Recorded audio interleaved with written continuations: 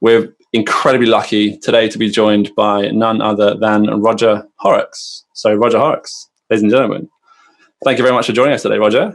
How are you doing, man? First and foremost. No, thanks, Josh. Actually, really well. Back up and working again after a bit of a layoff with COVID, but really and delighted to be working again, but all good.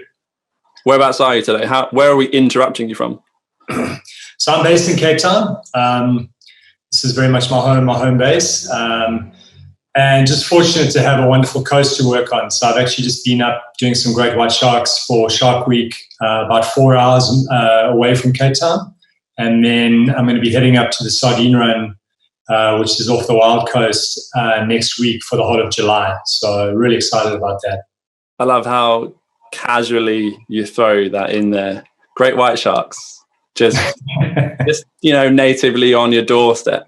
Yeah. I mean, I can't help but think that's got something to do with the career you might have found yourself in. I mean, I don't even know where to begin with that. Great whites. Let's start from where we're beginning. So what's that? What is that to do with? What project are we working on right now?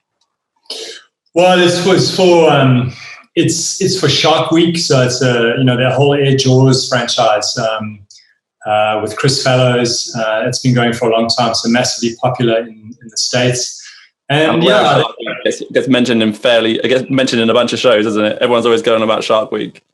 Yeah, I mean, it's intriguing. It gets a lot of flack on some levels because it sort of portrays the sharks as kind of, big jaws. But I mean, the ocean, yeah, but by the same token, the guys do an incredible job to connect people with sharks and actually make sharks relevant to modern society, and in a way gives them jobs, which is critical, because if animals are invisible and they don't have any value, then they just get taken out. It was actually a great privilege to work with them. It was just 10 days and just wonderful to see the numbers. We had on the first day, we had 19 individual sharks around the boat. It's really good. Well, that sounds like a lot, but give me some context here. What's the sort of, we'll start gentle. We'll work into this because we've got a lot of ground to cover and some amazing projects that you've been involved with. But let's start small. 19 sharks. You say that's a good turnout? What's the typical turnout? Well, what I mean is that that's 19 individual different animals that came in, during the day around the boat that were identified, because they're very characteristic. They've got different fins and all sorts of things. So easy to kind of differentiate. But look, I'm not a great white shark expert by any means. I'm not 100% sure on top of all of the numbers. But what's been really interesting in South Africa is we've had this phenomenon where in False Bay and Gansbaai, which are the two predominant kind of shark areas, suddenly the sharks have disappeared. And it seems to be linked in with the orcas, because the killer whales are coming in and killing great whites and eating their livers. I've heard a little bit about it. I'm a little bit familiar. So it's a new phenomenon. How long has this actually been happening for? Have you got any idea what's changed this behavior, or what's implicated these things? It's really tricky. There's a lot of speculation as to what it appears to be just two orcas that kind of specialize in this behavior. But there's also some thinking that actually a lot more of them are doing it. They're not just doing great whites, they're doing other shark species as well. Right. And the driver of that could actually be because the fishery that the orcas normally rely on is being hammered by humans. So that's kind of driving the orcas inshore to feed on the sharks. So, you speak to different scientists, they have different kind of takes on things. But all that we know for sure is that the sharks certainly seem to have disappeared from Gansbaai and False Bay for the time being. But, it's a shame, certainly, to hear those things are happening. But at the same time, it's nature, right? These things are going to... Yeah, Josh, I've been kind of getting more and more into, just understanding the ocean beyond my sphere as a cinematographer. And what's happening at the moment with climate change is this incredible mass migration because of changes in sea temperatures and things like that. You're getting a migration of species. So it's pretty astounding what's going down at the moment. And very interesting to see where... That's kind of why I wanted to start with this part of the conversation and kind of just indulge a bit of that initially. Sure. Because ultimately, of course, your job, and to give the audience a bit more context, is specializing in underwater cinematography. And we'd be here until the end of time if we really got into all the different parts of it. But really interesting for me to hear initially, certainly how much of your interest has been from ocean first necessarily, and how much of your, you're not that even you're still learning, because everyone's consistently and constantly learning about this part of the world, untapped in every regard. Certainly from your perspective, to hear where the interest lies. Was it cinematography first, or was it the water and the ocean first? Let's get into it. No, absolutely the ocean first. So, I grew up close to the ocean as a child. We used to go and collect mussels. My father was a spear fisherman. So, you just get that kind of imprinting. We spent a lot of time as young kids growing up on the Wild Coast, which is the Eastern Cape of South Africa. Just beautiful, rugged coastline.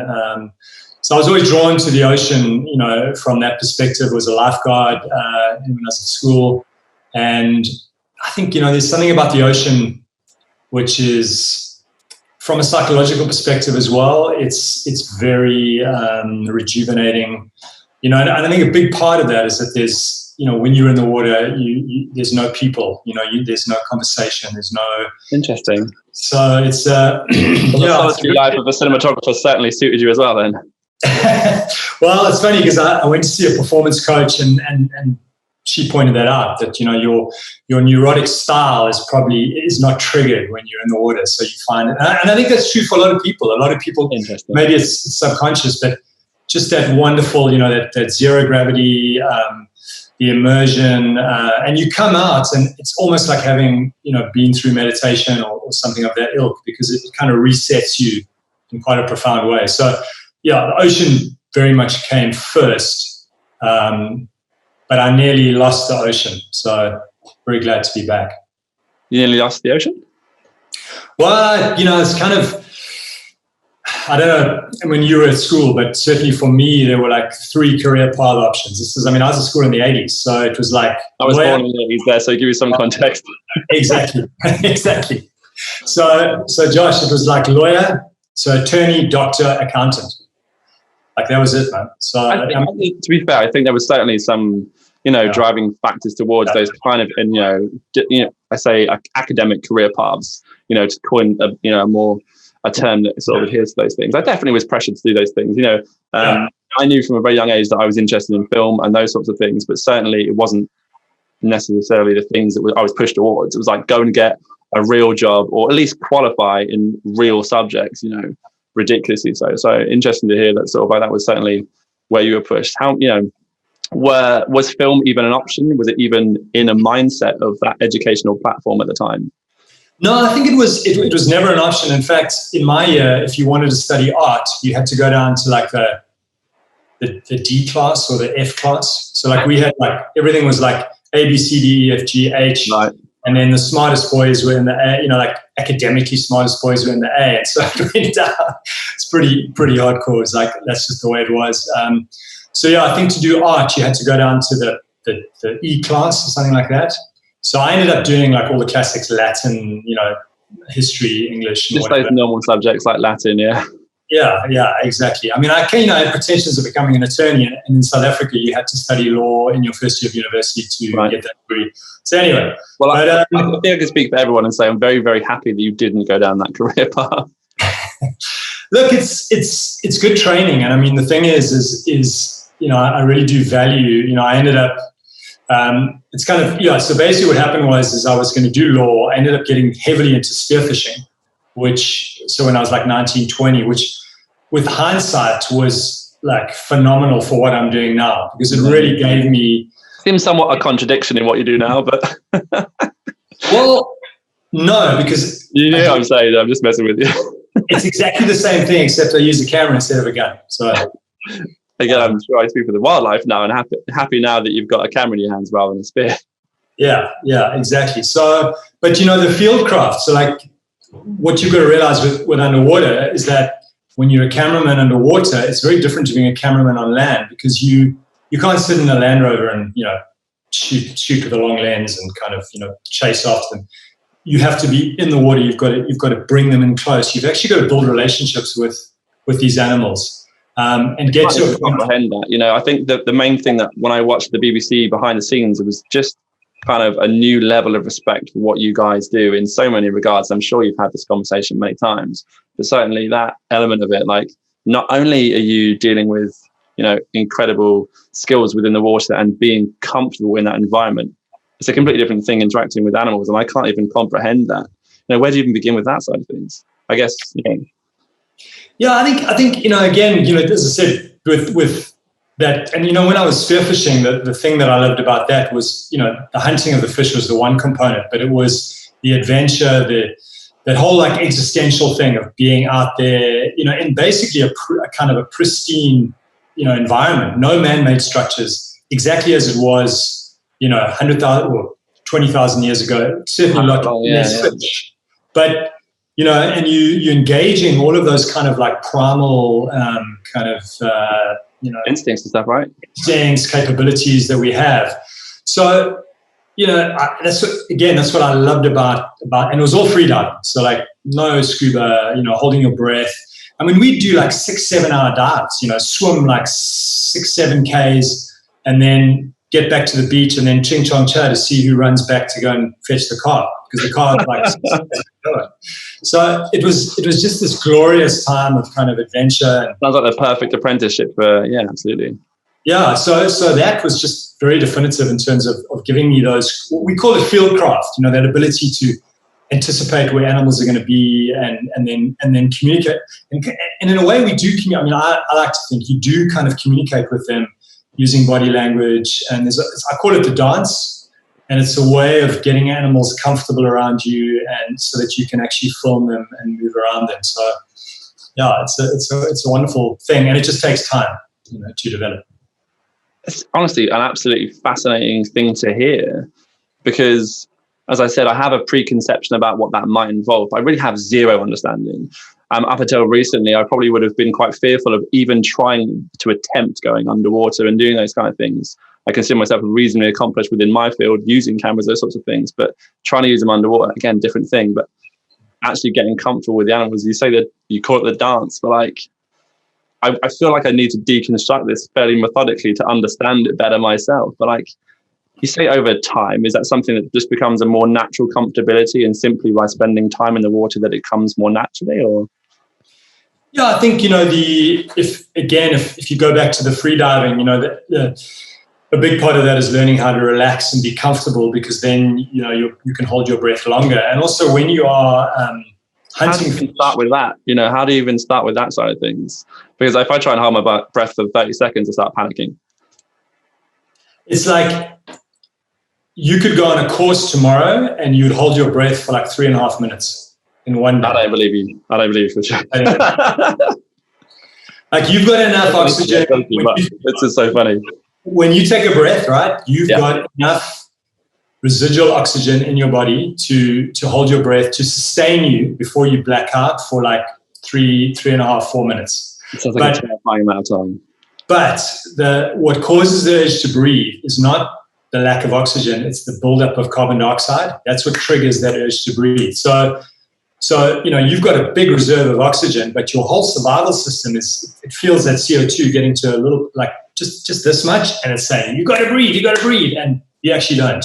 So there's an instinct in me basically lying to me, is what you're saying. Correct. Yeah. So there's this thing, Tim Noakes, who's a South African kind of physiological guru and whatever. He talks about the governor theory, which is this survival. You know, the reason we've survived as individuals and our parents and whatever is that there's quite a radical degree of conservancy. Because if you went hunting and you exerted all your energy to go and kill the animal, you wouldn't be able to get home.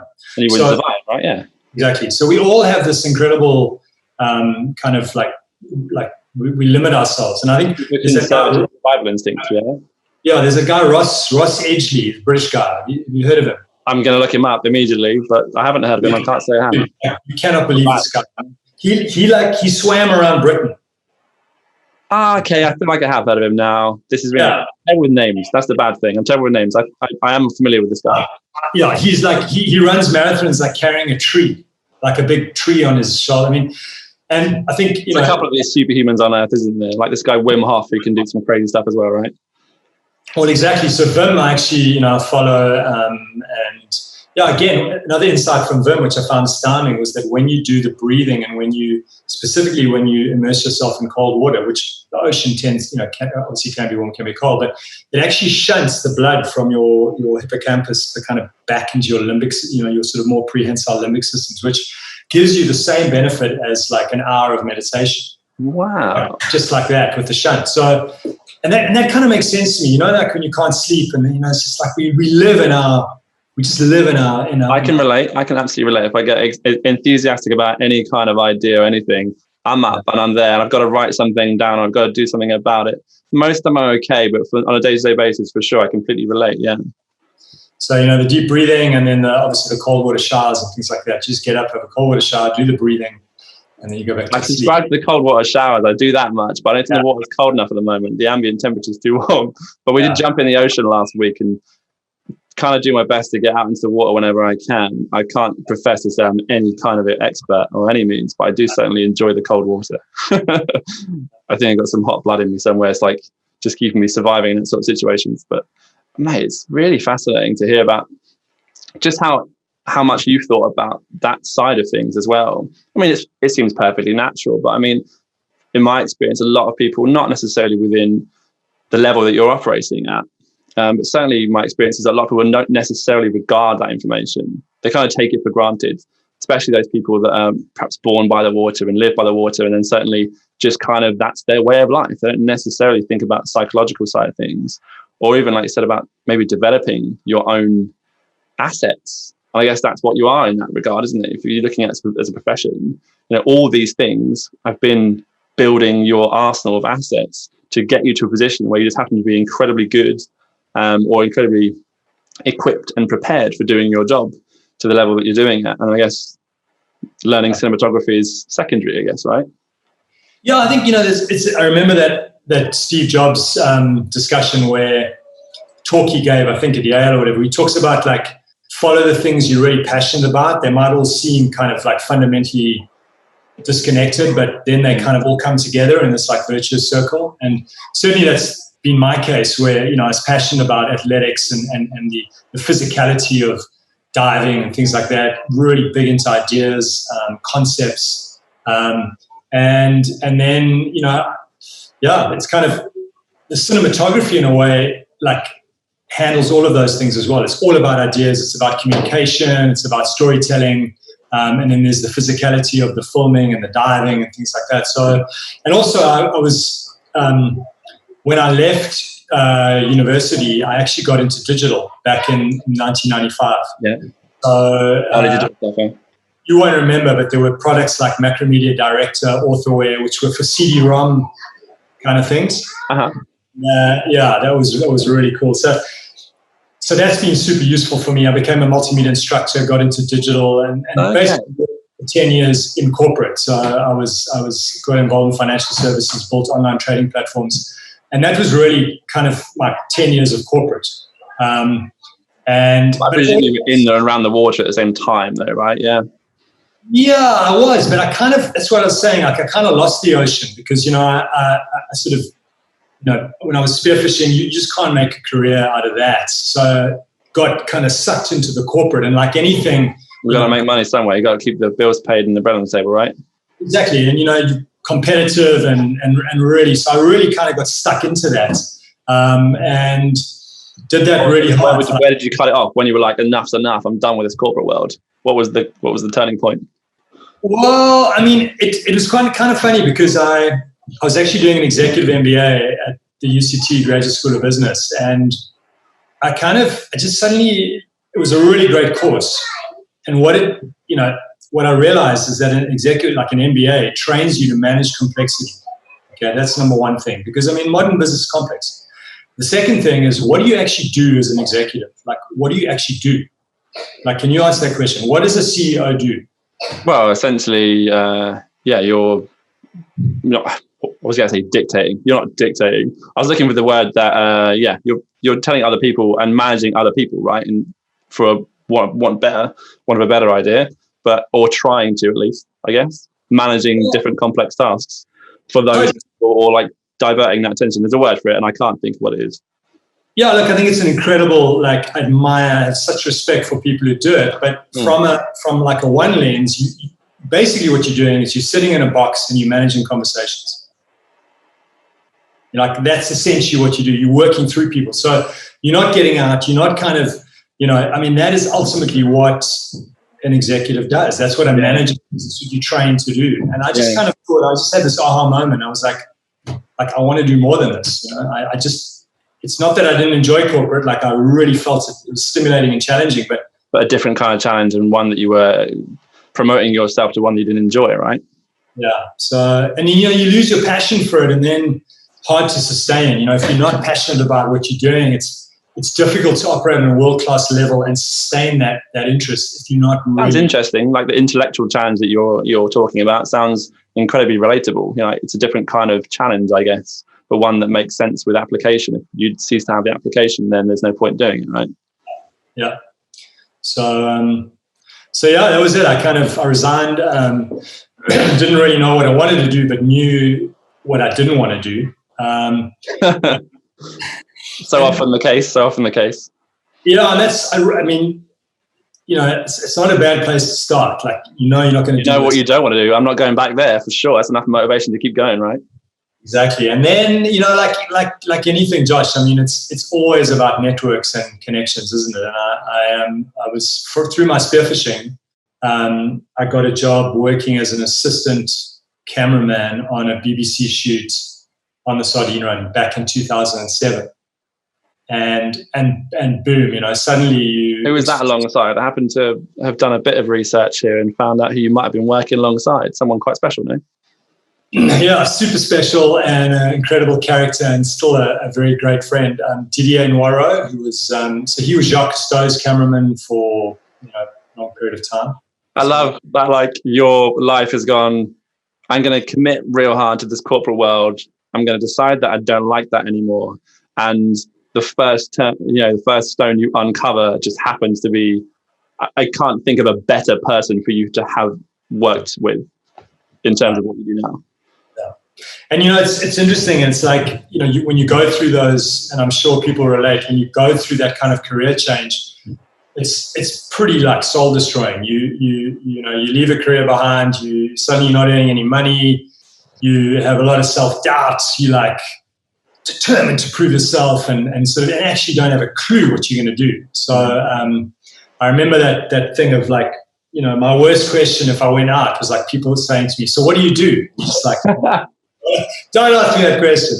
It's like, but yeah, honestly, I think we all go through that. It's just good to know that you do too. Certainly from my perspective, to hear that someone that has, will go into the work that you've done, but to know that a person like yourself definitely has experienced that conversation or that kind of social, like, I don't want to talk about this, I'm going to avoid these conversations.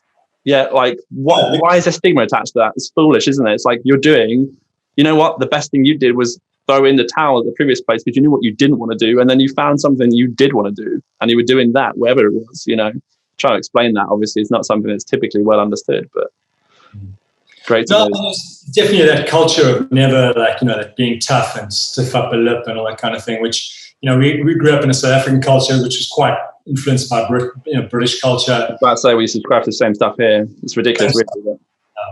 Yeah. So Didier was, he was amazing. And yeah, I remember it was a very definitive moment where I took a photograph, and he doesn't praise easily. Like, in fact, it's like he doesn't. He's one of those guys. It's going to make you work for it. Exactly. And I remember I shot this image, and he looked at it, and he was like, he said to me, "Monsieur, you do not miss." And really what he was getting at is he wasn't really talking so much about the aesthetics, but it was more about the fact that I had an ability to get the action and not miss the action, which is obviously critical because so many of our filming opportunities, Josh, are so brief. On a bait ball, it might only last like 6 or 7 minutes, and you've got to get all the coverage, and you've got to be, really kind of on it. So that really planted the seed of. I think that's putting that lightly. You guys, honestly, I don't want to kiss your ass too much, but the amount of dedication you guys have, I think, is honestly on a level unto its own in the industry. I can't even imagine going through the amount of time that you guys are committing to simply, as you said, get 7 or 8 minutes worth of something over what we're talking weeks, months commitment to maybe one sequence, maybe years, I don't know, you tell me. Yeah, look, I mean, a good example is the Azores. On our planet, I was sent to the Azores to shoot a bait ball event. So it would be, a common dolphin feeding on anchovies with shearwaters coming down. And I kind of knew the producer, like, I think he was told by the executive producer to send me. And I think he had zero confidence. He's a great producer, by the way, but he knew it was a long shot. And the event was a long shot, not you. Well, no, like he knew that the whole thing was a long shot. Yeah, like yeah. Getting something. And yeah, it was tough. We were there in summer. It was light at like 5 o'clock, got dark at 9. So, I mean, it's incredibly long days. So we were getting up before sunrise. We were doing 5 hours, coming back, having a quick feed and sleep, and then going back out again for another 5 hours. Because bait balls tend to be more prolific, sort of, early and late. Right. And yeah, it was. So we did 25 days straight. We had incredible weather, 10 hours a day in a rib, like an open rib, no cover, doing sometimes up to about 100 nautical miles a day in this boat, like just charging around looking for these events. That must be exhausting. Yeah, it is. And there's a short chop in the Azores. So like the boat's banging and it's like you try to sleep on the way out. Do you get used to it, or is it just a continual barrage of punishment? No, you do. You do get used to it. And I mean, a lot of it is pleasurable. You're out in the ocean. I mean, sometimes I can see that side, yeah. No, I think you could get into it. But the bottom line is, so 250 hours at sea, and literally I was on a ball. All the material that I shot came from a ball that lasted like 9 minutes. But Josh, to flip it around, the other thing is I mean, I admire what you guys do topside, like, because you guys just don't stop. Guys that up. You can leave that. Seriously, like our job is actually 95% meditation, and like 5% engagement. I mean, it depends, because sometimes if you're doing a benthic shoot where you're filming small critters and you're on tripods and that, it's a lot more. You can be doing 6 hours a day on rebreathers, which is wonderful. But the pressure to get that, I mean, of course, you mentioned meditation. Surely that has got to be something to do with dealing with the pressure of simply getting that event. I mean, we're talking, you've got to have a hit rate of 100%, no? No, not really. I mean, I'd say our hit rate is like, I mean, we definitely fail. There's shoots you go on and the event just doesn't happen. Right.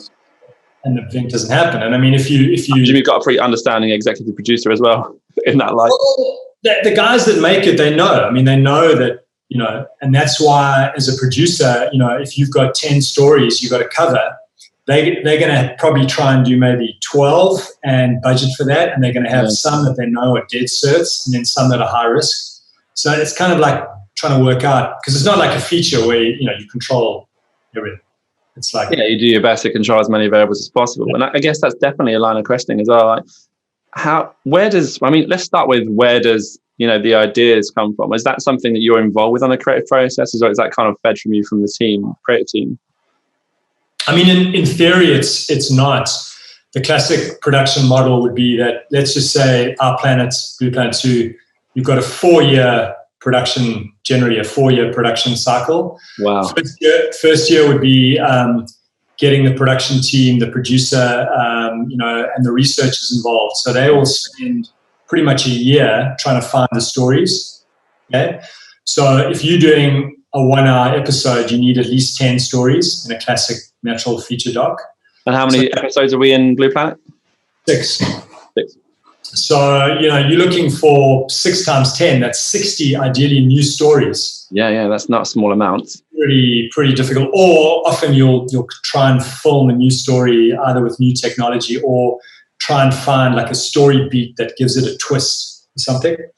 It kind of gets me onto it a bit earlier, but one of the major things, I mean, you're getting onto it as we speak, was, where does it go? You guys have proven, and obviously you've been, recognized at BAFTA level of what you guys are achieving. Where does it go from here? Where does it go from here?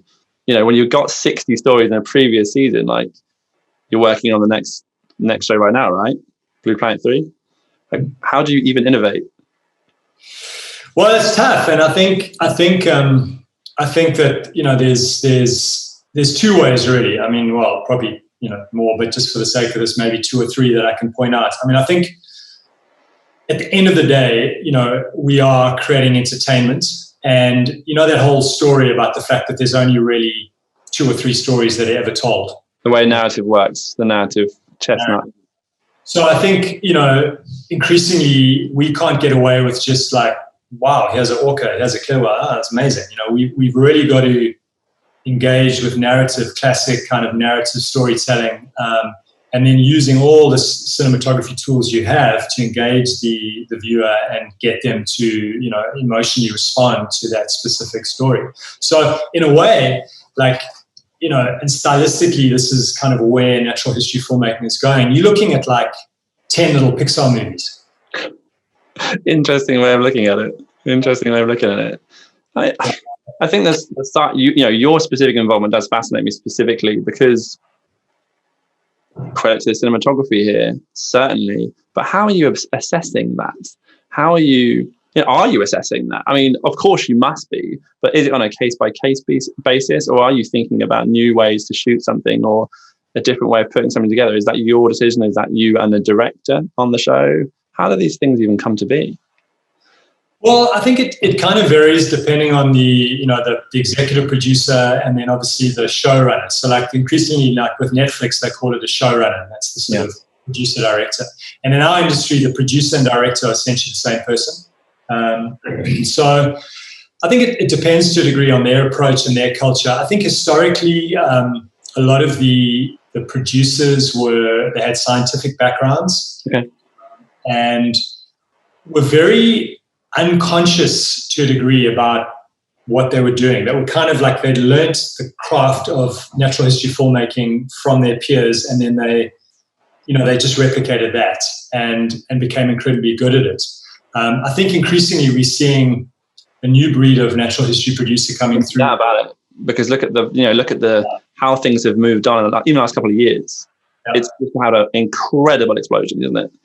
Yeah, exactly. So that definitely more nuanced in classic cinematography filmmaking, and that's where.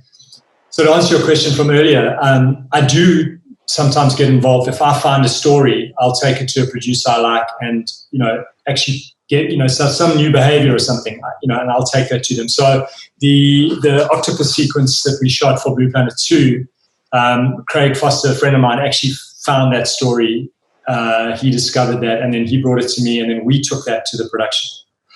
So that does happen, but generally it's the production that comes to you with the stories and assigns you as a cameraman or camera operator to go and shoot that specific story. I think that's what's phenomenal about it all, really. It's just learning about some of these things that's, as you said, a colleague of yours or a friend of yours has observed this behavior, and in some instances, well documented, that you in television worlds are overtaking natural history and science in some way, going like, oh, we're discovering things that have previously been undocumented and forcing science to reevaluate, animal behavior. That's incredible. Yeah, and I think I feel for scientists because they are. I mean, their religion. I call it a religion, like the scientific mindset, because it's a way of seeing the world in a way. But it's very powerful on many, many levels. It creates incredible efficacy in terms of our ability to, control things or whatever. But it's fundamentally disempowering for scientists because unless they can say something with like 95%, you've got to prove it, right? That's the crux of it, right? Can't say it. So they can know in their being that like climate change is happening, but they can't stand up and actually lead, and so it's a kind of a crazy predicament that we're in. But that must be debilitating for you guys being on the front line of that, though. Like seeing these changes happening with your own eyes. Obviously, amazing that you've got the vehicle to put that out there. Attenborough himself, in the last series, talking very specifically about climate change and passionately as well, which makes a very different. It's a very different absorption. It connects with you in a different way, and in testament to the series and how it's put together, certainly. But that, those messages are really starting to get through in a different way now, because you guys, like yourselves, are putting yourselves out there, and we're physically witnessing the events and the results and effects of these things. I mean, it must be incredible to have that on your doorstep. But yeah, I think it's also a bit of a paradox because we get sent. You mentioned about us seeing the changes and the devastation. I mean, paradoxically, we get sent to the Last Edens because that's what we are filming, is the kind of the Last Edens, and we're not really going to film longliners and that kind of thing. So I know there's been a lot of challenge to the natural history industry for not dealing with those sort of like those tougher issues, those more graphic issues. And I think there's definitely a change in the industry now where they are tackling those things. But it's kind of a chicken and egg thing, isn't it? Because if you make those programs and the audience just absolutely don't want to watch them, ratings plummet. Unfortunately, everything needs to be packaged in a way. I mean, a testament again to the show that it's, for me, the way I've seen it, I've had, conversations with people about these kind of programs I never would have before. People are excited about what they've seen. And I guess that is a vehicle for that change then, because you can sort of gradually see things in a way that is digestible for people, right? I think that's it. And I mean, we've had a lot of discussions editorially around, how we can evolve the genre and what we can do. But it's exactly like that. I mean, you want to engage people. And I think that these films play an incredible role in building that love and respect for the animals and the oceans. And also what I'm really enjoying is the fact that increasingly we are being able to portray animals as characters and as individuals and as having different characters, just like we personifies them and makes them, it brings the audience in on that. And it's so funny, isn't it? It's like character development 101. It's storytelling in its purest form, and it's that narrative side of things. But at the same time, what does it do? It really engages you when you're watching it. I mean, again, it's how is it putting those sequences together in terms of coverage when you're actually filming them? Do you feel that connection physically as well, or? No, you do. I mean, obviously you, excuse me, you like, it's what it's like when you've got a camera and you become very kind of, instrumental, because you've got a specific goal that you need to do. But and the coverage is very challenging because, again, it depends on what you're shooting. But clearly, very basic approach, crack your master wide, go straight in to get some tights, get some cutaways, and then try and repeat that cycle because you just don't know how long it's going to last. But it's very, very challenging because, it depends. Like if it's a bait ball and it's happening really fast, then you can kind of break. You just kind of do your best. You get the master wides, you go for some tights, you kind of move. But I love that. It's just do your best. And we're talking about some of, the best cinematography underwater, certainly in history. And it's like, I just do your best, Yeah, but I don't know if you have this, Josh, but I'll come out of the water after an intense event. I can't watch my rushes. Like, I can't watch them. Really? No, because you're like, shit, if I didn't get it? Or what? I should have done that, and I should have done that. And, and it's kind of like, it's so intense, man. And I kind of have to wait like 3 months, and I go back and I'm like, okay, actually, I can live with that. That's cool. That's actually cool. It's better than I remember. You know what I mean? It's like, oh, no way. It's, but it's we do on some sequences. I mean, some sequences increasingly are completely storyboarded. So, right, interesting. There's a whole breakdown of all the shots we need, the different shot sizes, and you have to be very conscious of that because obviously, if you want to villainize something, you want to be underneath it, you want to give it a slight bit of So like very traditional approach, yeah, exactly. So all of this stuff's kind of going, and you sort of you're trying to remember everything, trying to make sure that you're looking at your gauge so you don't run out of air. I love it. Terrifying me is like you've got a shot list to follow. You've got all this. Oh, and you're underwater and you're actually, at risk. We're not just talking about at risk in terms of like obviously oxygen. That's one thing, but I've seen some of the stuff you've worked on, mate, and it's like, see, you wouldn't put me in there. I'll tell you that. I saw one of the shots on your Instagram about this Nile crocodile, and it made me scared just looking at the picture. No, I actually spoke to someone about that. I don't think I'm going to do those anymore. Decided, like, really? I've done 4 seasons up there in the Delta, and those crocs they're pretty gnarly, and I think it's just, I think the crocodiles are fine, but it's just that it's kind of a bit like Russian roulette. At some stage you're going to swim into a hippo or something's going to pop out, or my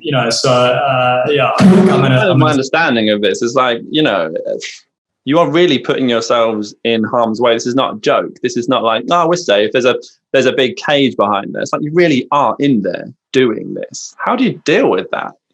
I mean, well, it's what I enjoy doing. I mean, it's intrinsic to, I love the intensity of it. And, there is a degree of addiction in that. I mean, we all have addictions, various types of addictions. And, this for me is a kind of addiction where you in this situation that is, I mean, when I say life-threatening, no cameraman has ever died from the animal that they're filming, apart from Steve Irwin. And I mean, apparently what Steve did, I kind of heard the backstory. It might be anecdotal or incorrect, but, stingray is predated on by tiger sharks. So it has this defensive mechanism when it swims. If it senses a shadow behind it, it just automatically lashes out with its tail, which has got a big barb. And apparently what Steve Irwin did was he approached this ray from behind without showing himself. So the ray didn't know he was there. The ray sensed the shadow and it flicked out and just unfortunately pierced his heart with its drastically unfortunate. I couldn't believe it when I heard it, to be fair, obviously with everything that he'd done before that point. But yeah, interesting to see that that's the only casualty. But what kills cameramen, wildlife cameramen, can you have any idea what kills them? Number one thing. Oh man, it's going to be something really dumb, isn't it? Like dehydration or something. Go on, what is it? Light aircraft. What? No.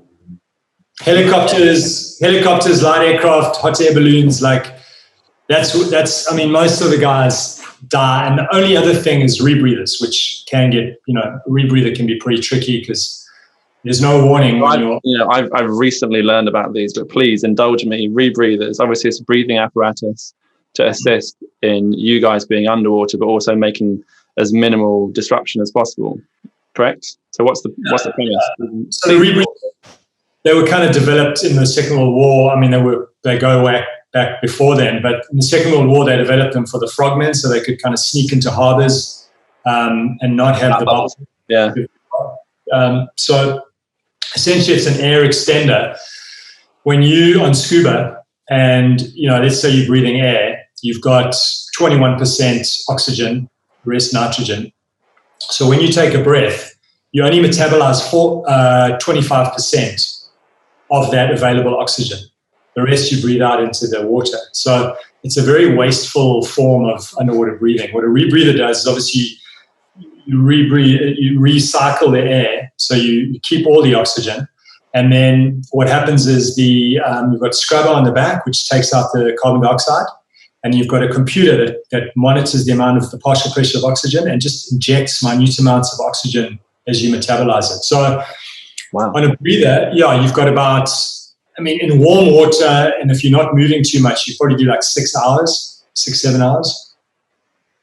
What? In shallowish water. It's so interesting because, again, a testament to just how comfortable you must be in the water to be under for that. Does your brain retune itself at that point in time? You're like, I'm just on land now. Do you kind of get that used to it? Does that ever happen?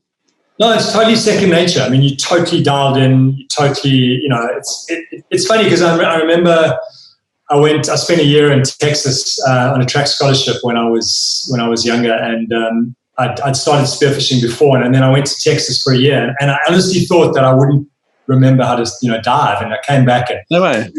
Straight in. It's like it's just second. It's so second nature. You once you've done it so many times, you just don't forget. It's amazing. Such an alien world to me. So you have to forgive my fascination. But yeah, I've never dived or anything. I've done snorkel stuff, but I'm comparatively very uncomfortable in the water to yourself. I'm probably sure it's like some repressed memory from a child nearly drowning in the pool or something like that. It's like gone like water's scary, but only recently I've been more comfortable in the water. And in all honesty, programs like the ones you guys make are definitely a newfound fascination with that. It's probably like had mental scarring from crap movies like Jaws, which is brilliant in its own right, but at the same time, in terms of a representation of the species of shark that we were talking about earlier, it's not exactly the right kind of situation you want to be communicating in. How have things been affected with you guys at the moment anyways? how has work, like, you know, you were talking about the new show and things, you're talking about the new stuff coming up, but I mean, I don't know about you, but certainly the rest of us have been affected by a lot of this global situation going on. No, I mean, it's massive, you know. So I actually went through a period of like thinking, well, I might have to, you know, like reinvent myself again, because literally, you know, I think international travel is going to be fundamentally constrained for a period of time. I mean, I don't know what's going to happen to airline prices. Ignorantly, I was like, oh, you work in the water, you'll be okay. But obviously, as you said straight away, airline travel is the fundamental thing. I mean, the bottom line is, you know, most of my work is international. You know, I try and limit my away time to 150 days a year because of my family. And I just, that's kind of like the magic number, that you don't want to be too much over that. So, but, you know, I have years where literally everything is international. So I'm, you know, Costa Rica. So fortunately this year I had a number of shoots scheduled. Well, I had two scheduled for South Africa. I managed to pitch one, which we got for the beginning of the year, which was very, you know, so I've actually been very lucky that you'll be able to work locally. Yeah, geez. Yeah, but we did get shut down for quite a while because of level 4 lockdown and things like that. Right. Yeah, but it's also been, you know, I got very involved in my stock. You know, I've started to develop stock library, so, you know, I got stuck into that, and that helped quite a bit. So yeah, my big takeout is, get yourself afloat. I mean, on a 4-year production schedule, that must have some serious ramifications, no? Like, we're dealing with wildlife, we're dealing with nature. We're not dealing with, like, I can't call an actor up and be like, you know, we're just on a hiatus for a minute. Well, I think so. And I mean, also what we're anticipating in 2020 and 2021 is this massive pileup, because, you know, a lot of productions have kind of basically been put on hold. Yeah, of course. Filming. So, you know, even if their TX dates get pushed out, there's still going to be this kind of like Hillary step of productions trying to like. Interesting reference there. Yeah, so it could get. It's going to be very interesting to see, you know, how it all goes. But I'm just personally very grateful that, you know, South Africa's got a wonderful coastline. We've been able to operate, and, you know, so far so good. I'm glad to hear that it's working out for you, at least. I've unfortunately not been able to get out to South Africa, but it's very much on my to-do list. I've got a few friends from out there, and I've just been screaming about it, and very lovely place to visit. So I'm very jealous in that regards. But on the other side of things, you mentioned the Hillary step. Have you done much out of the water, or is it all specialised there? No. So when I was assisting, you know, I told you about Didier, and I was kind of made that film with him, and, you know, I was only really getting work on through one producer in Bristol. So, you know, I learned how to hustle. So I was Bristol. Yeah, so I was based in Cape Town. I was just only getting work through a producer called Hugh Pearson, which is the guy that I work with. So, like, on the Africa series, I was the assistant, you know, for all the underwater stuff. But I mean, we're talking like maybe 2 gigs a year, like 2-3 weeks a year. Mm. So I couldn't afford any underwater video equipment. So I remember I bought a D200, a Nikon D200, and then a D700 and a D800. And basically I worked as a stills photographer. So you start stills world. Yeah, because that's, you know, even though I kind of wanted to film, you know, and also remember that on these shoots as an assistant, you can shoot stills. So, like, you know, you're just shooting thousands of stills. You're shooting behind the scenes. You're shooting basically just stills. So it was a great way to train your eye. And then to make money outside of that, I was doing, you know, travel lodges. I was doing whatever it took. I mean, even did events for a while. I never did weddings. But amazing. I love that you clarified that. Never did weddings. I would take that to my grave. I never did weddings. But, you know, you learn, and it's that process of training your eye. You know, I really enjoy the sort of the, you know, I enjoy reading books on aesthetics and, you know, just history of art, painting, just trying to really train. Because, I mean, that's ultimately your ultimate weapon is the way you see the world, right? Not the camera. I try and encourage as many people to understand this as possible. Your greatest asset is your perspective, not someone else's, not copying someone else's. How you see the world, train that, and I've always stood by that. It's interesting though, you know, from your perspective, it sounds like you were very self-motivated in the training element of it, in the technical side of it. Did any of that come from Didier as well? able to sort of like, or was that all very much craft based? Was the technical photography side of it left to you? I think it was left to me. And it's interesting because my grandfather was a very sort of passionate amateur photographer. I never really funny enough. Yeah, I never really clocked it then, but I actually bought a Sony Handycam like in 2003 when I was in corporate, and I made a lot of home videos and things, and it was never something that I really thought was significant because it was just something that I did, but it was clearly in me to that whole kind of acquisition type thing, and it also, I think, you know, the nice thing about a camera is that, you know, like, can get quite boring, like in certain like situations. So like, it's your excuse to like be doing stuff, you know. You don't have to have conversations, and you can kind of like be constructive. And camera's amazing. They give you a license to kind of like operate, you know, like to sort of do stuff. So the technical side of things, I mean, let's face it, in my opinion, it's really not that complex. You know, you don't need to, you know, understand like Ansel Adams' whole theory of exposure down to, you know, a great detail. I mean, I think increasingly because of WYSIWYG, you know, what you see is what you get. If the image you're seeing is looking good, and your exposure is pretty good, and, you know, I mean, generally with a red anyway, I mean, you can pull out so much detail. It's underwater as well. There's probably not too many choices about exposure either. You kind of got a sensor that's working for you, or you haven't, right? Well, the thing is, yeah, and you'll see, you know, you don't have all that, like, that, you know, like you take Roger Deakins, for example. I mean, the incredible extents he goes to, there's lighting. And, I mean, you don't really have that. You know, you can't control those things. We don't use underwater lights, like, period. Well, yeah, just disturb things, wouldn't it? You couldn't, right? Yeah, and also it kind of makes things look, it just makes them look artificial. It's just not something that you know, obviously if it's dark, then you have to. But so, yeah, I think the technical side of things is actually very easy to get on top of. You know, you apply yourself, you know, and I'm always reading up on the stuff and quite fascinated by it. But, you know, it's not, I remember this sort of story of a fighter pilot who, someone asked him, like, is the plane hard to fly? And he was like, no, the plane's easy to fly. The hard thing to do is to shoot down the other guy. So that's why, you know, if you were flying a fighter plane, it was hard to fly. It's, you know what I mean? I think, honestly, I do think it's very, very important to address this side of it, because it's all too easy to get drawn into kind of a misleading conversation of like what the important element is.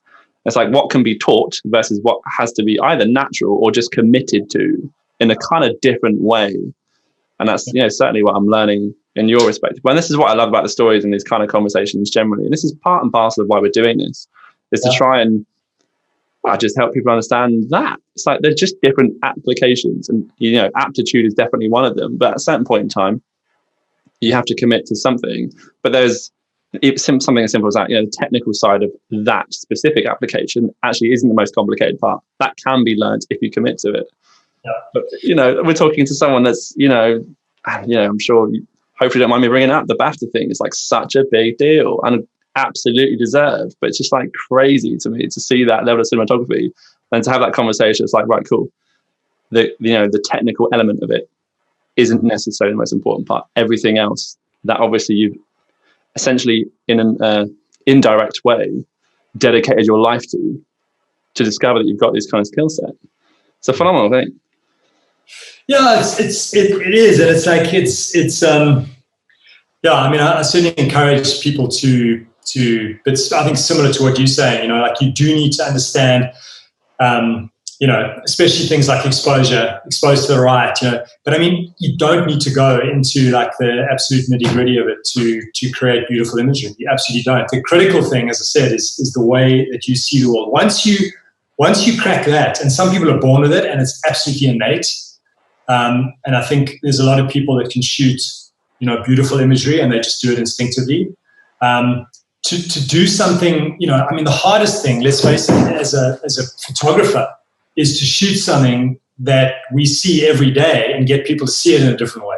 Like, 100% agree. 100% agree. If you told me to walk outside right now, it'd take me days to get you a good shot.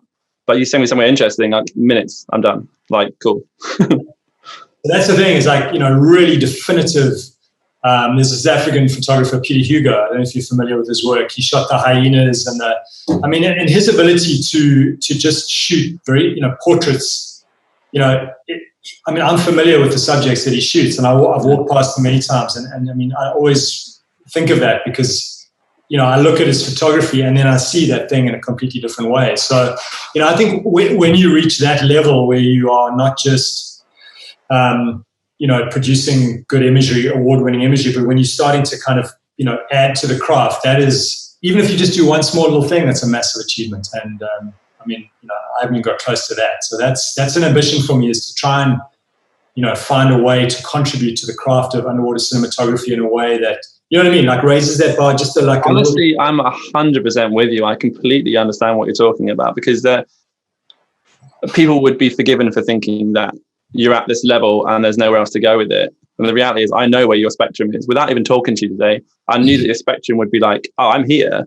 But there's all this. There's like the mountain to climb is insurmountable. It will, consume my every breath probably. I'm probably not wrong in saying so, because there is so much more to take from it and get from it.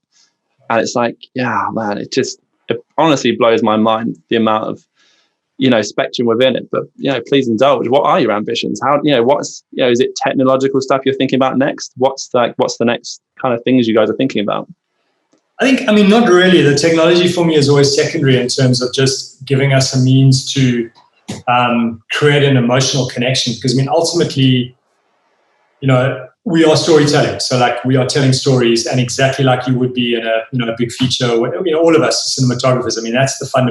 That's the fundamental challenge. So yeah, I'm fascinated by new technology purely in terms of a way that it could, create more of a visceral response in the audience. And I'm also a big believer in like being on the cutting edge, not the bleeding edge. Like I don't want to go into the field with like this kind of unproven technology that's hobbled together, and then you spend more time trying to fix the thing than you are actually trying to film the animal. So I'm a huge believer. You had that experience. You had new tech developed for different shows before, right? Yeah, to a degree. I've worked with cameramen who have a kind of obsession with, the Heath Robinson approach, where it's okay, we're going to rock up in the field and we're going to like get some duct tape and bodge a whole lot of stuff together, and then we're going to make this amazing thing. And it's just like, for me, that's just unacceptable. You want to do the kit development work before you want a proven system that is actually. You're out there for weeks and hours and hundreds of hours in some cases. You want it to work when you hit record, right? Exactly, and do what it's supposed to do, and you don't want that thing to be taking up your attention, your focus. Yeah. Having anxiety about, is it going to work? Is it going to do what it's supposed to do at the right time? Exactly. So yeah, there's a number of ways around that. You can have dedicated assistants who, are responsible for that. And that's a key role that they play. But I think, going forward for me, it's really becoming better at the craft of cinematography, the craft of storytelling within the context of natural history. And I'm also, I am looking to, it's nice to dip into other types of things. I've recently worked on a project with a very good friend of mine, Craig Foster, on a film called My Octopus Teacher, which actually won best. Thanks, my love. It won best feature at EarthX. Yeah. So EarthX, which is 2020. Yeah. So that was amazing because that's more a narrative story about. Congratulations. So I so chuffed for Craig and Pippa, who was the director who works on it. And a lot of other talented people. I just contributed some, not a lot, because they shot a lot of it as well. But it is wonderful to work on other genres and other forms because you do learn, and you can take that application. I've done a few commercials. I just can't, like the whole process. I don't enjoy it. The whole all the people and the. I'm not surprised hearing you speak about it at all.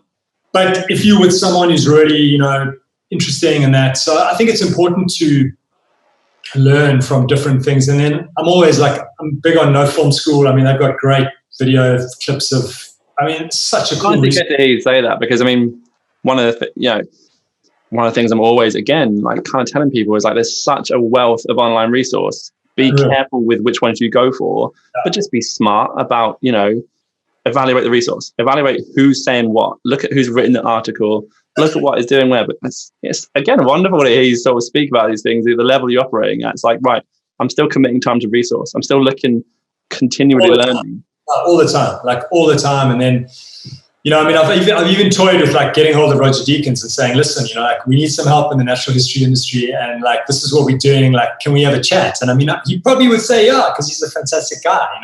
He's such a cool guy, and he started in docs, which is intriguing, and he has a real passion for that. But I agree with you. The level of technical resources. I mean, if you just systematically apply yourself to that, you're going to get the intellectual, the theoretical training, and then it's just a case of applying that. And then I'm very big on feedback loops, Josh. Like, I really think it's important that you try, you fail, you feedback, and I always encourage that on shoots with people I work with. And often, that's the beauty of modern technology is I can shoot something, I pull it up on the screen, put it on WhatsApp, and I'm sending it back to the director or whoever in Bristol, and literally within 20 minutes I've got feedback, get back in the order, do it a bit different. So that's such a testament to the technology side of things really helping you. One of the things I was actually going to say about, we've got twofold there, was communication. But first and foremost, so you caught me there on the feedback loop. From your perspective, do you have that? Is that just an internal feedback loop? You're evaluating your own thing, or is it other sources, other people helping you evaluate? So it's both. So, when I go through my rushes at night, I'll kind of, log them all very briefly, but it's always looking at the shot, testing whether the frame rate's appropriate, because, that's a huge thing in terms of emotion. You don't want to you never want the user to see that animal is in slow motion, in my opinion. It must kind of all look seamless. So if you push in, you're going to go tighter, you're going to go faster with your frame rate. So, you work that out in the first couple of days of the shoot.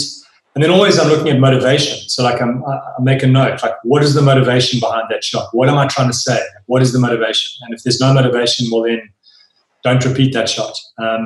So yeah. Wonderful to hear you say it, honestly. It's this sort of thing I'm repeating time and time again. What is motivating your shot?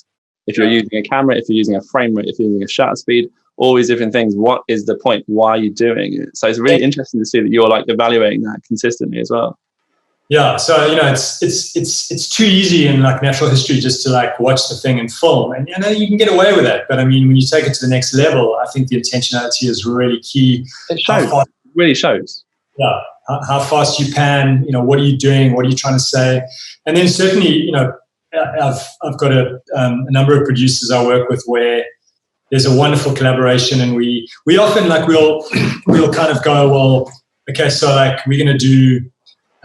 It's a kind of a chase scene. So like, are we going to do like a Roland sequence? And so we'll reference like a Hollywood film, because that gives you a whole kind of method, doesn't it? It gives you a kind of a visual language to try and replicate. Yeah, of course. It's the exact same thing we do, just on different levels. And like you said about experience, you just become more instinctual about it.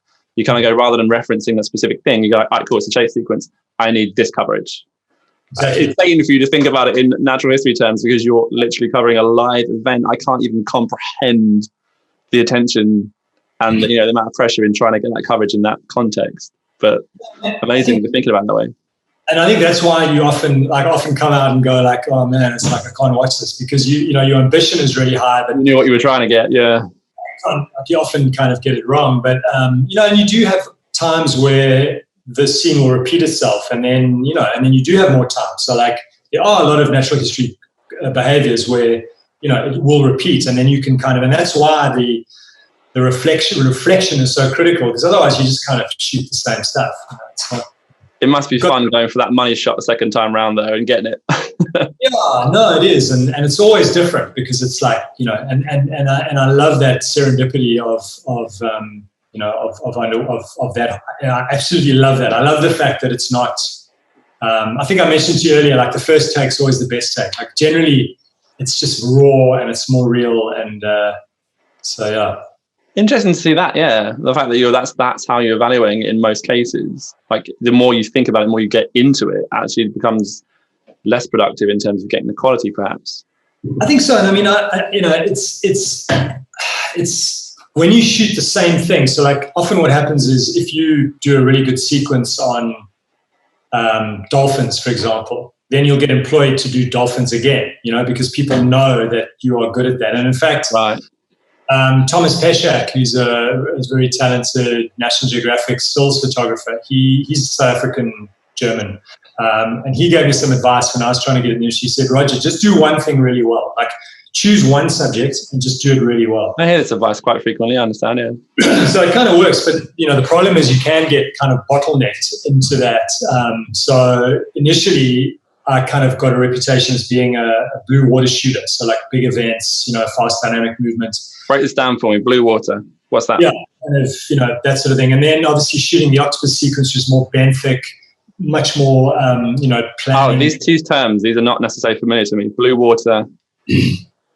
Okay, so blue water we'd refer to the scene where you can't see the bottom. So it's like, you're out in the middle of the ocean, you may be in 200 meters of water, super deep, like filming whales or whatever. And then benthic is when you actually, so the benthic is the bottom, the seabed.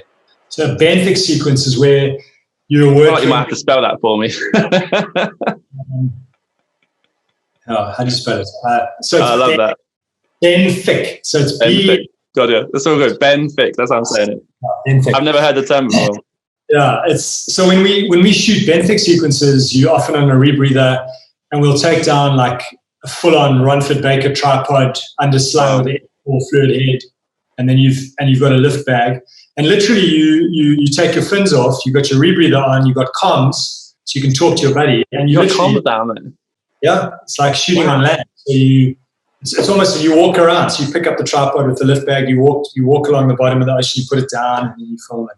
It's I don't know why I'm as surprised as I am, but it just seems insane that level of technology would work underwater. Of course, it makes sense because a big part of my conversation was like communication, like how are you even doing that? So much on set is like we're shouting at each other half the time when we're not rolling to get things done and make sure things are moving. So really fascinating to sort of even know how you communicate underwater. Yeah, I mean, I resist underwater comms as much as possible. Because the mask is not that comfortable, and you're down there for a long time, and right. I find that it breaks my concentration. You mentioned the meditation earlier, yeah. Yeah, but if I'm in a situation where with my assistant, then I just say, right, this is the deal. Like, you don't talk unless it's like absolutely critical, and then you keep the talking to kind of a minimum. But there definitely are instances where it's useful. But you can kind of work it out. And when you work with an assistant a lot, you become very in tune, and you can kind of work things out quite a bit. They're not lighting for you generally, so it's really just helping you to move something into position and being your safety diver. The critical role that an assistant plays underwater is really as your safety. Are we talking which side now? Are we talking about breathing, or are we talking about like the physical dangers? Well, pretty much everything. So like, just making sure that because you're so task loaded with your camera and you're filming, you're more likely to. And again, you just want to be focused on that, right? Yeah. Yeah. So your assistant generally, they don't have a camera, and their job is to keep their eyes on you at all times. And yeah, sure, to make sure that there's nothing sneaking up behind you, or just to be another presence in the water. Yeah. Interesting. I really appreciate hearing all the different intricacies of it, because it is such a fascinating thing to me. And also to hear there's so many different elements that are so like regular. Like you mentioned Romford Baker tripods. It's like, what? You're bringing a full-size tripod underwater? Like, I think Romford actually does. If you go back to the history of the company, he actually, one of the first things when he started them, it was like something that could actually work in water, more the legs than the head. So we use the F4s because they're a lot cheaper, and they still do the job, but they marinize them. So you send them to Romford Baker, and it costs about 500 quid, and they kind of put slightly different seals on and bits and pieces. It's like because the salt water would just destroy it immediately, wouldn't it? Yeah, and generally you get about 100 hours underwater, and then you got. So they do still degrade. They're not bulletproof. No, they definitely degrade, and they get worked. So you'll come out, you'll just leave it soaking in fresh water overnight. Right. But yeah, so you'll get about 100 hours, and then you got to send it back for a reboot, refresh. But you can reuse them. It's not like you got to throw it away. No, you can reuse them, and it's wonderful. It's like it's exactly. So you generally underslung. So because you want to be low on the eye level of the subject, so what you do is you put you flip it around so the camera's. I got you. Yeah. Yeah, and then you use it. It's like a tripod with a lift bag, and it works really, really well. And, we're starting to, there's a lot of work going into sliders and underwater motion control. And so one of the key challenges we face is keeping up with the visual language of drones, Cineflex, all these things, which is pretty phenomenal and kind of accelerating all the time. Must have changed the game for you guys dramatically as well, yeah. Yeah, but in a way, we are underwater cineflexes in that we can move in 3 dimensions across 3 axes. But, so onus is on you to then have the physical control though, right? Exactly, which is why we tend to prefer really big, stable cameras. You can get a Red in a really tiny little housing, but it's pretty useless because it just it does this the whole time. So it gets us nice and naturally onto the conversation of kit, to be fair. I mean, I'm aware that there's obviously a range of cameras and preferred sensors, but obviously the actual technology to put it in an underwater housing is something entirely, that's, I haven't looked much into it, but I'm aware there's a handful of very different price ranges, but interesting to hear what your preference is, because I'm aware that obviously something like surfing and being in shallow water and being very dynamically moved around is something different. But I mean, please indulge me. I know you're the expert in this. Well, I think it's you mentioned surf housing. So there, you want something that's super light because a lot of the filming is out the water. So you want to lift the whole camera system out of the water and then get the shots. So for us, it's the exact reverse. What we want is something that's what I want is something that's massively obviously neutral. So like you let it go and it sits dead still in the water. Yeah, it's not going to sink. Yeah, it's kind of perfect, and it's not lopsided. It's literally perfectly balanced. Okay, you were talking about landscape as well, yeah, like in terms of your horizon. Trim. So like literally you spend a lot of time with little LED trim weights and you get the thing perfectly trimmed. Fascinating. For the lens. And I wouldn't even think that was even possible, honestly. No, it's very doable. It's a bit like balancing a camera on a Ronin or stabilizer, yeah. Gimbal, yeah. Get it perfectly sort of stabilized. And I remember Didier was always used to bang on about it must weigh at least 40 kilograms. So what's that? That's like 80, 90 pounds. It's a lot, yeah. A lot, yeah. So, I mean, if you remember when the first digital cameras came through, those things were pretty beefy. They were remember the old, the Sony A900, was the A900 or the Sony 900 or F900, Sony F900. That was a big old beast, and the camera housings were really big. And we're talking about tape stuff in. Yeah, that had tape. And now with the Reds, getting so small. That your preference then? Your personal preference? Yeah, so pretty much the Reds have kind of completely taken over the natural history environment. And there's a number of reasons, because the cameras that used to be used all the time, remember Vericam, the Panasonic Vericam? Yeah. So the Vericam, when I first got into the industry in 2007, that absolutely dominated because it had the variable speeds. So you could do 60 at HD and even less. I don't know what it was. I think it was at 720. You could do 60 frames. Okay. Second. Just laughable by modern standards, isn't it? But it's we were so grateful for that at the time. Do 30 frames at HD. So that was the Vericam. Then Sony kind of brought out, Sony also very, very good. And then when Red came out, one of the critical innovations that they had was pre-record. Pre-roll, yeah. So you can event can happen and you can have it rolling and then you can go, bosh, I got it, right? Exactly, which for us is obviously critical and a massive tool. And funny enough, the Sony, the F55 came out, and that was kind of their response to the Red, very modular and all these kind of things. It had post-record. So you pull the trigger and it started recording 2 seconds later. Which is so funny because the F55 pretty much dominated broadcast filming on domestic level.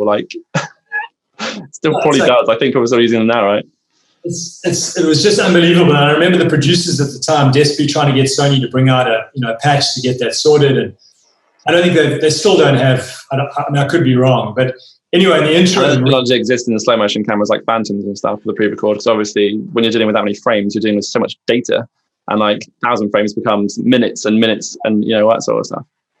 Yeah, and then also I think Red are just the dynamic range that you can pull out of that camera is pretty phenomenal. So I think the look that comes out of the camera, obviously arguable. The look that comes straight out of the camera maybe is not as popular as like an Arri, which everyone kind of loves. But so much of our stuff. I mean, do you get much into the technical understanding of why that is, or you just leave that alone? Well, I think it's the color science, and I mean, I think Arri have an incredible legacy of a sophistication in terms of their whole making cameras for 100 years is probably going to do you some good.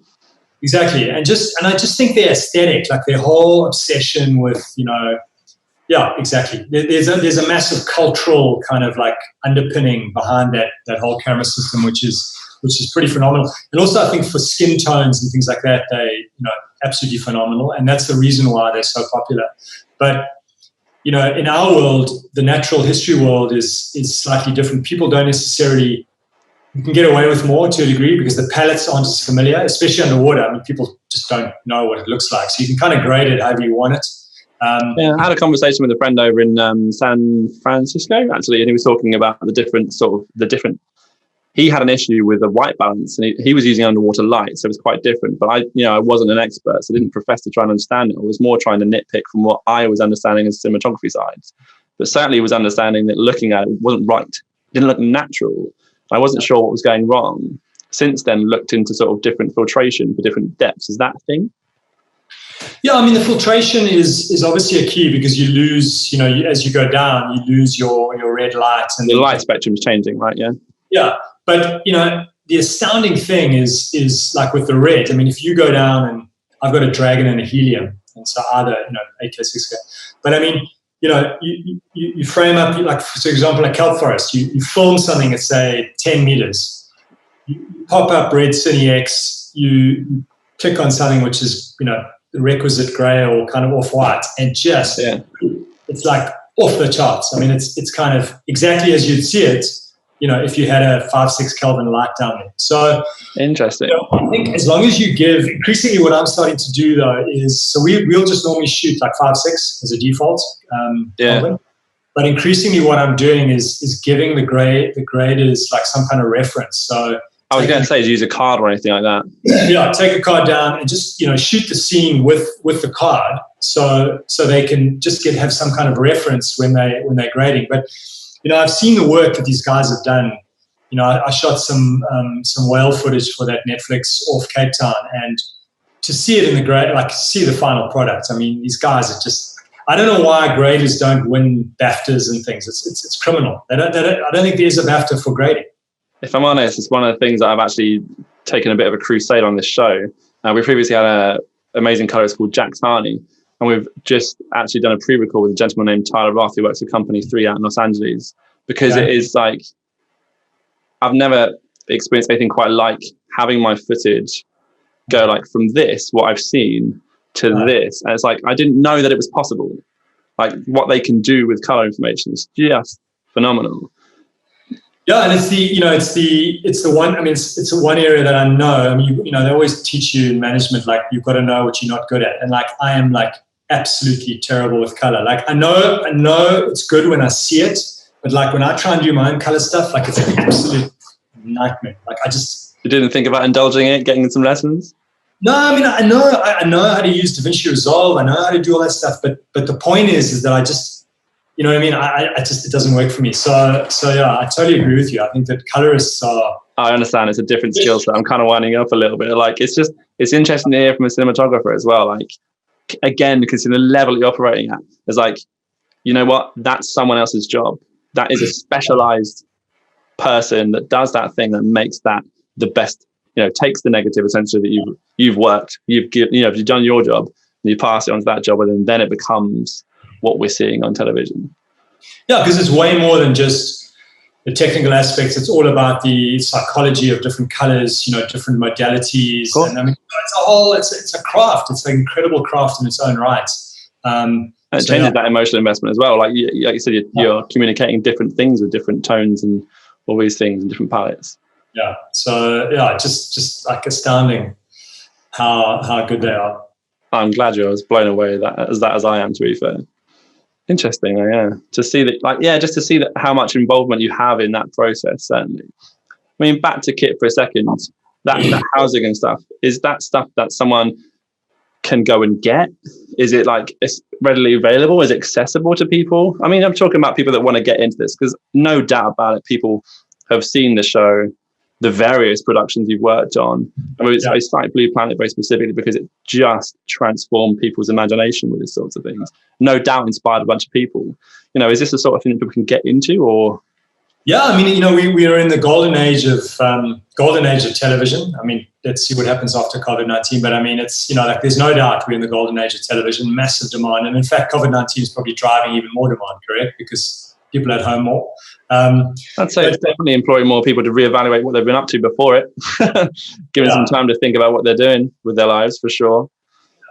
No, that's certainly been the case with me as well. But so there's that, and then also the technology. I just see now that Netflix have approved the Panasonic Lumix S1 as a kind of approved 4K. Which is interesting, isn't it? Yeah. But so what's that got to do now? It's color bit depth as well as resolution, sensor native, and stuff like that, is it?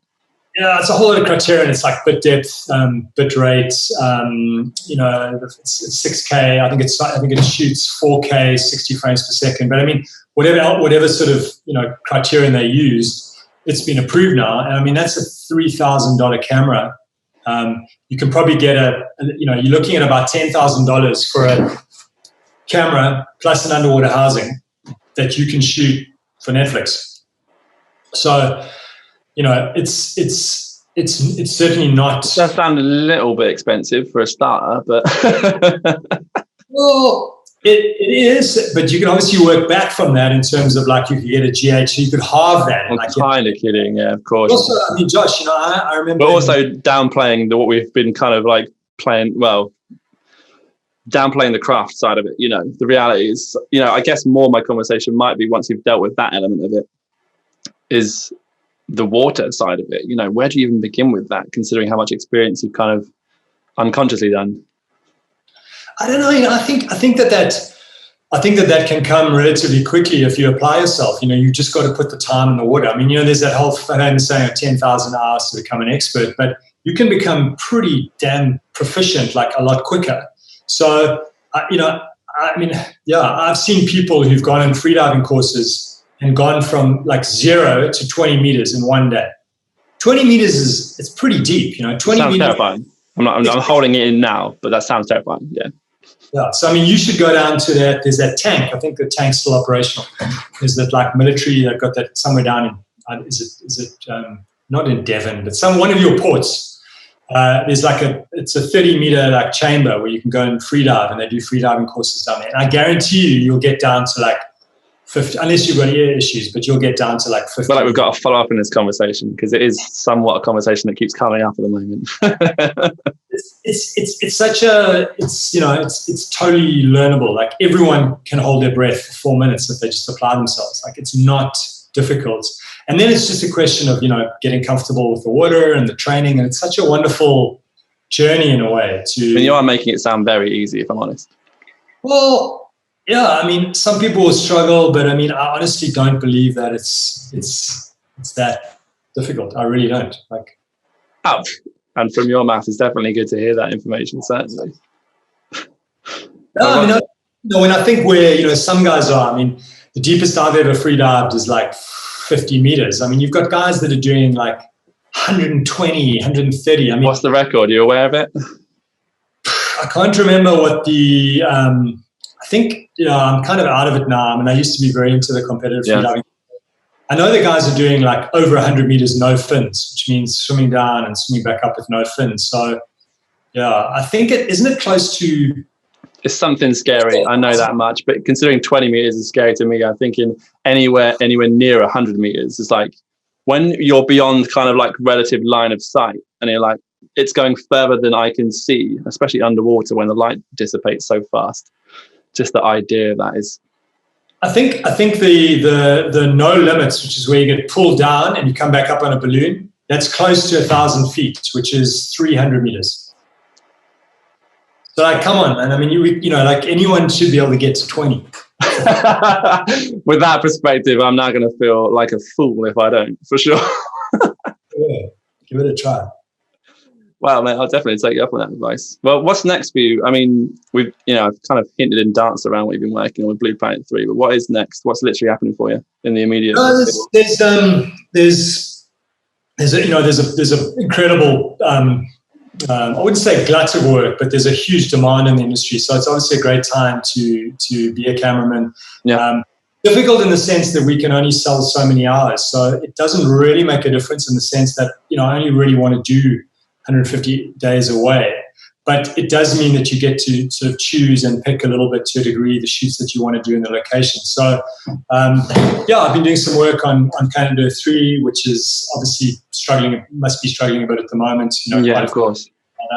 And then there's a Netflix have commissioned a really big series, which I'm very interested in, and I'm talking to the showrunner about doing, a lot of work on that. And I think that's also kind of an intriguing when you get to that sort of position where you kind of asked to not DOP, because it doesn't really work like that. It's always multiple people, but is to sort of work almost exclusively on a series so that you can create a more consistent style and influence things and whatever. So that makes perfect sense. Yeah, it makes perfect sense. Like at that point in time, I'm kind of having this conversation quite frequently as well, because with the way things evolve, I'm very grateful to hear that you're not suffering these sorts of things. But certainly at sort of lower budget productions, it's like the amount of times someone might go, we'll hire 5 camera operators instead of a director of photography plus a few camera operators. And I'm sure that you've done both in that regard. And it's interesting to see the disparity with those things. Where would you see that your role actually changes in that regard? I think, the DOP concept, like as it exists in sort of in features and that, as I understand it, to be a DOP from a legal perspective, you have to employ all the cameramen below you. Is that correct? You're kind of responsible for them in a way. Like, I'm not sure if that's how. Yeah, technically your crew. Yeah, for sure. Yeah. So like from you would bring your crew for sure. You would bring your operators. Yeah. Exactly. So like from a legal perspective, to get that sort of thing, you take. So it's a whole different kind of legal structure. I mean, our one is more freelance camera operators. It's a different model. And as I say, we have a director producer. That's kind of one person. You don't have. That was interesting. Yeah, that's a new revelation as well. I wouldn't have necessarily known that. So, but I mean, very much the same. Like, my relationship as a camera operator, a kind of DOP with the director would be very similar to the one that you'd have on like The Revenant or whatever. A similar kind of thing where you're trying to solve their problems, visually and from a cinematography perspective. Yeah. But every director is different. Some are more old school. They're not as explicit about the cinematography language. It's just more an implicit thing. I think that's across the board, isn't it? Everyone has a different way of communicating. Some are better than the others, and some will expect you to do more of that than others. I think it's kind of how it works. But I think there's always a degree of, and I saw this with the older school of cameramen. They were very kind of competitive and more like not sharing information and whatever. Whereas like I hate it, man. I hate that side of things. Yeah, it's a kind of a defensive gestalt, whereas, you're after my job, so I'm not going to tell you anything about how to do it. Exactly. So there's definitely that generation. And then, increasingly coming up now, it's much more of a collaborative thing. So, I mean, I collaborate extensively with like Doug Anderson, who I'd probably rate as pound for pound the best underwater camera in the world. Well, that is a statement coming from you, mate. He's a British cameraman. And then we've actually, I'm super delighted because we've been nominated for a BAFTA together now. Amazing. For 2020. So we actually did the acceptance speeches things on our phones. I did them this morning. So we had to. No way. That's like it's fresh. That's really cool. So like Doug's a wonderful guy, and he's also been so supportive. I mean, he's my age. I got into the industry, he's younger than me. I got into the industry after him, but he was just like so supportive, and it makes such a difference, doesn't it, when people that have proven, they just say, hey man, you can do this, And honestly, it's wonderful to hear that that's the relationship you guys have, and it's something that I at least try to stick to myself. Whenever I'm working with people, I just try and, if someone's got questions, I know it's not always the easiest thing to do because it's so practical. It's so learning and doing. Like you're doing something, you're going somewhere, and it's like, right, you're learning the thing on the job, and that makes sense. If I tell you how to do this before we got here, you wouldn't have understood. That's nothing on you. You just wouldn't have got it. There's so much about the theory element of it, which you just simply can't even try and help someone comprehend. But it's really great to hear there's that support network within that. And it's, I think it showed with the results. I know it showed the results, definitely. Yeah. But by the same token, it's still super competitive. Like it's still like you know what I mean? Which is also key, because you want to be stretched. You want to be kind of like constantly trying to like raise the bar, and then they raise the bar, and you sort of show me what you've got, and it's cool. It's a friendly rivalry, right? Rather than it is. Totally. And it is wonderful. But I mean, and that's the same with Hugh Miller, another very talented British cameraman, and obviously Didier. I chat to you quite a bit, and there's a lot of younger guys coming up. There's guys in the US as well that are really talented, because that's the thing. It's like a whole next generation of guys that are coming through, and I guess it's easier to be this way in an industry where it is, where there's a lot of work, but also you definitely reach a stage where you feel confident, and you kind of know, and it's just wonderful to help and kind of stretch other people as others have stretched you. So that is great to hear. It's honestly really, really wonderful to hear you say these sorts of things. Do you have apprentices and people that you work with as mentors and stuff as well, or? Oh, I mean, not on a kind of consistent basis, but there's a couple of guys in the States that I've been working with. Jeff Hester is one of them, and there's a couple of guys in South Africa that they've started their Rebreather training. I'm going to be doing some work with them, and you just increasingly see yourself in them, like when you were their age, and it's just kind of cool to work with them and just see their progression and see their. And also remember, like, we learn from them. I mean, you want these youngsters like snapping at your heels as well, because they force you to raise your game. And it's just, if you can keep it in that kind of virtuous circle, then I think it's a very constructive thing. But yeah, I agree. Like when it gets nasty and people back, that's not cool. Oh, mate, that's why it's nice to hear these things. And I guess going back to that perspective conversation as well, when you're encouraging someone else to see the world through their own eyes, you're just going to see it through their own eyes and see suddenly that is an opportunity you get to experience through someone else. And the fact that you're a part of that situation must be incredibly rewarding. Yeah, and I think it's something that, if I draw on my experience of corporate and then the film industry, or not really the film industry, but more this, this wonderful thing about our craft is that you get to work generally with relatively small teams. Even if it's a big team, you're kind of in a small team. And what I love about it, Josh, is that you know when you've kind of, like, when you've got it right, and when you've got it wrong. Things are pretty transparent. I've seen guys that are trained on feature films and that. And I mean, the pressure on those sets, like everyone, because you can imagine, like, someone makes a mistake and it's a huge cost, So the funny thing is, whenever I'm doing any of those kind of narrative pieces, I do my best to keep a good attitude on set, which is very much everyone makes mistakes. Everyone's here. For sure, you're accountable. I don't want you messing up left, right, and center, but let's learn from it, because you put that pressure on these kind of people, and guess what? They're going to get worse. They're going to get more stressed out. There's going to be a miserable environment for everyone.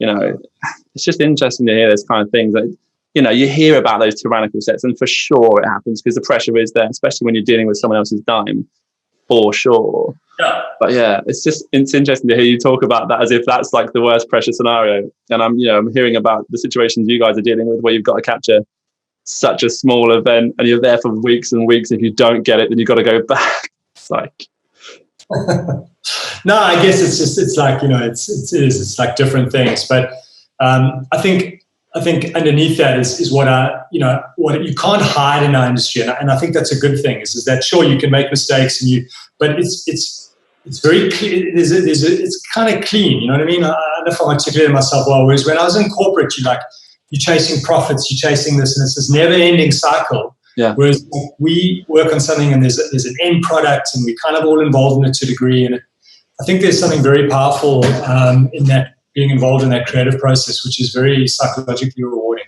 Yeah, it's wonderful to hear as well that you actually are involved in that creative control process, and it's collaborative. It's properly collaborative. It's not, like I said, trying to get at earlier, it's like, well, does the job as the camera operator differ from the DOP in your field? And it's somewhat understanding it's not necessarily too far apart, because at the same point in time, you might be having a conversation with the director producer in terms of understanding their ambition of what it might be, but you're very much in control of that, regardless of what your role is. And it's interesting to see where your team comes together, and that's a collaborative goal. and the result again of that is, it speaks for itself. Well, there's a wonderful, I think, who is it, Deleuze or one of these French thinkers who says, like, there's never one wolf, there's only wolves. So, like, wolves only exist in packs. Like, that, you cannot understand a wolf, like, as a lone wolf, really, because it just actually doesn't, we talk about it, but it doesn't exist. It's not a thing, it's a foreign concept, it's not real. And I think I was shooting now on doing The Great White Shark, and I had this young scientist who was done a lot of works with great whites, so he knows the animals really well. So he was on the pole cam. I had my monitor, big 19-inch monitor, and I was just directing him. But I mean, after a while, he was really good, and he was intuitive. He was, after a bit of direction, you become one entity. You basically, and I think that's, camera operator, DOP. It's you become this kind of, you work together as an assemblage rather than individuals. And well, absolutely, it's something I can relate to within our world. So it's great to hear that you have that sort of symbiosis, I guess. Yeah, and I remember, funny enough, with Didier in the cave, we were filming a big crocodile, and I was lighting for him. I love that. With Didier in the cave, we were filming this big crocodile. And I remember getting goosebumps because it was afterwards, but just the concentration around having to light for him and then trying to anticipate his shots, and you can't communicate because it's all it's all verbal. But just that wonderful responsibility that you have to assist someone to create this beautiful imagery. You're not shooting it, but you enlightening it. You kind of are. So I love that about our craft, is that it is on many levels. It's a dance. It is I talk about the dance with animals, but it is a dance with your colleagues. And I was certainly curious about that the example earlier mentioning a dance, but I guess it makes sense now within this context. It's a manipulation of all these different things in timing, in a relationship, in coexistence, so that the things all marry up at the right time, right? Exactly. No, and I mean that, like, when that happens, it's like, it's an incredible feeling, when because I guess it's almost like, people in harmony. It's a kind of like a mythical state where you achieve this synchronicity, and you all come together for that moment, and you produce something that is astounding, and it's there to be seen. Well, evidence speaks for itself, and it's incredibly infectious. Even talking to you about it, I'm like, I want to get out there now. I want to get all this stuff. I want to go and get involved. You're gonna have to let us know if you're in the UK anytime. We'll go and have some fun. Well, Josh, I would. And I mean, I'm often over in the UK, so obviously not so much this year, but I mean, things will open up. So yeah, it'd be great to connect, and maybe we could go spearfishing down in Devon. Oh, hell yeah. I'm absolutely all over that. I know. We touched on so many bases here, and I'm honestly incredibly grateful for you sharing so many of these experiences with us, because it is just, it just helps paint the picture of really what's involved in your job. And the reality is how much respect you have to have for the craft in order to get to where you're at. But at the same time, so much of it is accessible. The answers, as far as I can interpret, are about just kind of dedication. Get out there, do, commit, and then just continue. I mean, is there any advice for anyone out there about the network side of it? Is there any way to get involved with the people side of things? Because obviously there's one thing that's the aptitude and the commitment, but the other side of it, is that just like kind of being in the right place at the right time, or is it just you commit and the opportunities will arise? I mean, I think it's both. I think that, it all goes back to intentionality. We spoke about intentionality of a shot, and I think, the intentionality of what you want to do in your career is fundamental. So, and I remember a friend of mine, Justin McGuire, said to me that, rather be the T-boy in the industry you want to be in than the CEO of an industry you don't. So there's no doubt that, like, it's all about connections. So, I mean, just if you find out, people that work for companies, and you've got to have grit, you just got to be gritty and try and find some way in there. And it's going to take time, but it creates opportunities. Because so often, it's whoever's top of mind. Oh, we need someone to go and do this. And it's like, there's probably 6 or 7 really competent, talented people who've put their hand up, but the last person who puts their hand up gets the job, just because life works like that. So, my encouragement is just to, try and seek out the best people, some of the people, and just persistently try and create opportunities. Incredible advice. Honestly, it's one, again, music to my ears, because it is just really that, isn't it? Grit, get out there, get out and do it with intention. know where you want to be. But I love the bit about the be the T-boy in the company you want to work for rather than CEO in the company you don't want to work for. It's and if you have the capacity and you apply yourself, you will rise up to whatever level you're destined to rise to based on your intention and application. But some confidence though. Just got to get at it, right? Yeah, and I think funny thing with Hugh Pearson, who I've worked with a lot, and we had this kind of joke about like, if you're going to fail big. And really what that talks to is then you can't be scared of failure. Like you can't be, you can't be scared of rejection. You've just got to go, and if you fail, you pick yourself up and try and fail even harder. Incredible advice. Not so easy to take sometimes. Failure can get pretty scary for some people, but no, and I mean myself included. It's been a journey of opening up and becoming more conscious and aware. But and it's been a wonderful journey. But I mean that's not what you have to do. You've really got to like open yourself up to the stuff, and just grit is key. You've got to have grit. Oh, mate, I am absolute. I'm the person that throws himself in the deep end, so I'm fully on board with that as well. Well, honestly, thank you so much for sharing everything with us today. It's been a wonderful experience, honestly, because there's just so much that we've gone into, and for sharing everything that you've been, involved with and everything as well. So, and congratulations on everything as well. I guess it doesn't happen too many times that you get to hear that, but like seriously, congratulations on the success of everything.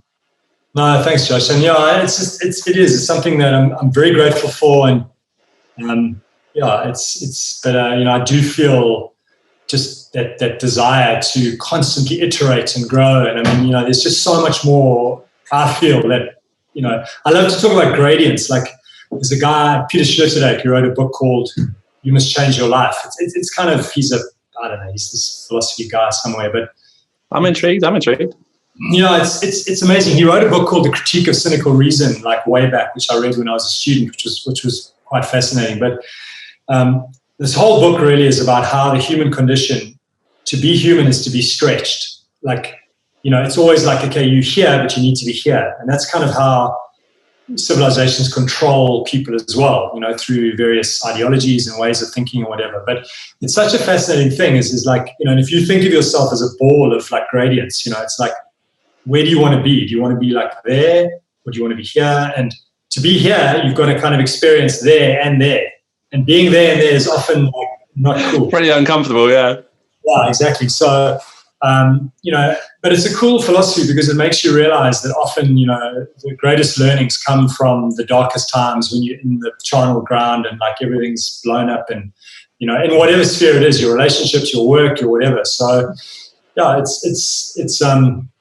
I really encourage people to like explore their gradients, and I think you're a man after my own heart. Seriously, it makes perfect sense to me when you're talking about these different things. For sure, it makes so much sense. A lot of trouble, but it's what is the point in being here if you're not going to get in trouble? Exactly. So it's about finding your kind of your spectrum on the gradient, like how far that's and how often you can be in those places, I guess, right? Exactly. Oh man, what a pleasure. Honestly, Roger, thank you very much. We'll absolutely let you get back to your family. If you've only got if you're only home for a certain amount of days of the year, you want to go and enjoy that time with those guys. Yeah, I know 2 little girls are 6 and 9, so they're just such a beautiful age as well. Really cute.